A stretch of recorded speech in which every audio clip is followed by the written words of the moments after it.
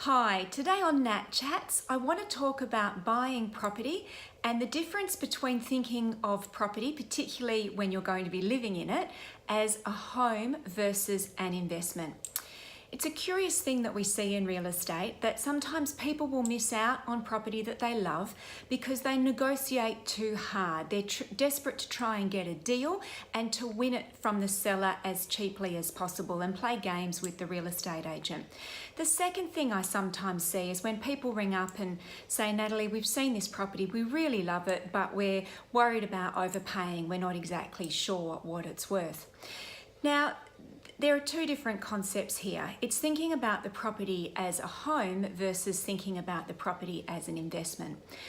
And whilst there are obviously valuers who go around and their job is to put an official value on a home, the reality is a property is worth what a buyer is prepared to pay for it. And time again, we see that different properties or the same property can be worth very different amounts to different people, depending upon the extent to which it meets their needs and what they can afford.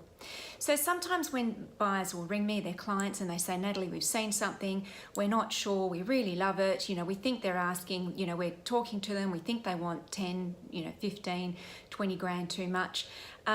My question to them is, does it matter?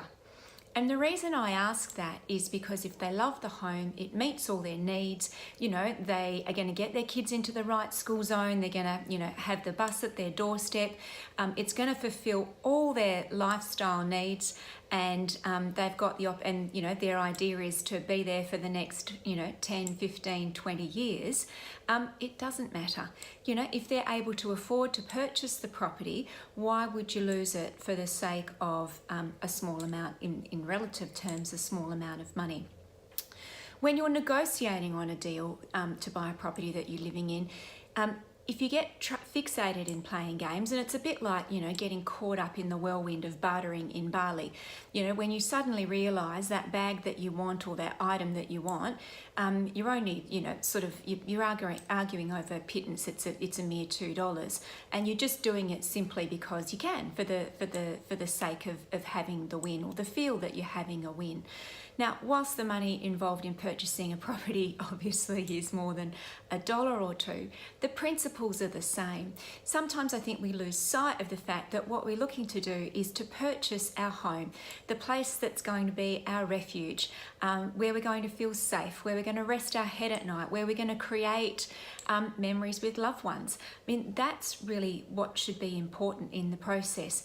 So next time you're out and you're negotiating on a property and you feel like you're losing some perspective, come back to those principles of win-win and negotiating in good faith.